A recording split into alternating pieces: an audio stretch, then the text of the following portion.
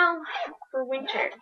Winter is tricky because our Thanksgiving Day game is generally freezing and you have to practice for that and it's just torture and it's not pleasant.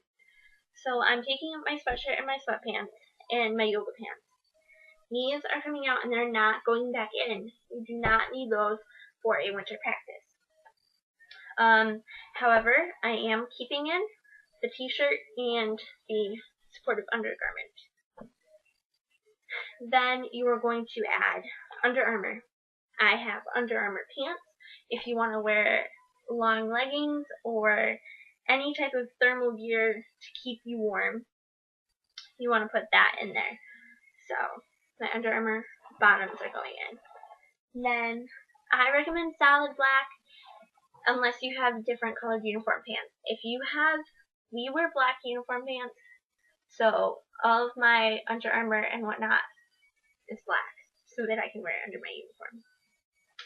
I have an Under Armour top, which again is inside out. This is not good planning on my part.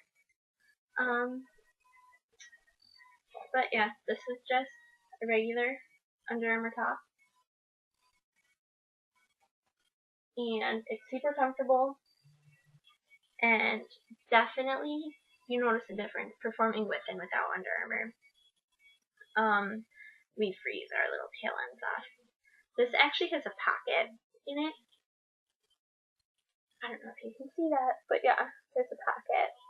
And it zips up so nothing falls out. And I just discovered hot hands. And I wish I discovered them sooner, but if you use hot hands and you warm your hands up before you are at practice or whatever, I don't like to keep them in my gloves because they burn my hands because I have very, very sensitive hands. So I put it in there and then it's like on your back and it feels good and it's warm. So that goes in there and it's welcome to Sophie and Happy. Then I'm putting my sweatpants back in because running around in just your Under Armour pants is not fun. And what I do, because my Under Armour is too long, I pull the bottom of it over the heel of my foot so it keeps your ankles warm too. Which it looks dirty, but it's functional. And then I put my sweatshirt back in. And sometimes I bring an extra sweatshirt, or because I was captain, so I had to plan for other people too, in case someone forgot a sweatshirt. And I'm not going to do that now, but just know that sometimes you need to do that if you're a nice person. Then I have a scarf because your hair is going to be up, so hats are out. You can do an earmuff if you want, but and you already have gloves, so that goes in there. And I have a down vest because it is literally needed for practices when you have them outside in the wintertime. So that gets folded up and put in there. And this is when the bag becomes huge and ridiculous to carry.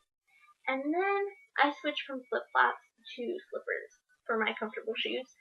And these are just Emu slippers. My dad bought them for me for Christmas. They're dirty. But I generally just plop these on top because I like to wear them right after school before practice. And I'm not putting the speakers back in because in the wintertime, if you're doing extra run-throughs, there's something wrong with you. And I'm going to zip it up. And this one is not as easy as this. But, it's not as easy to perform. So, it's there. And then it becomes this. And it looks like a display because it's so jam-packed.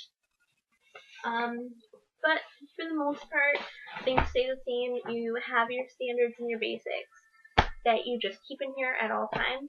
And that is what I think you should keep in your guard bag for just standard practices.